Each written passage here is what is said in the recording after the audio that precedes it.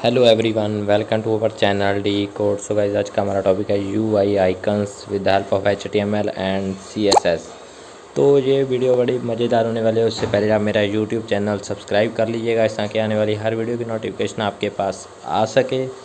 तो आओ guys, start करते हैं आज का टॉपिक। तो यहाँ मैंने अपना जो सीएसएस का फॉन्ट्स का लिंक है वो मैंने पहले ही डाल रखा है यहाँ पे।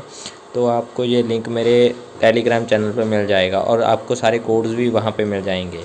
सो गाइस, आओ स्टार्ट करते हैं आगे वीडियो।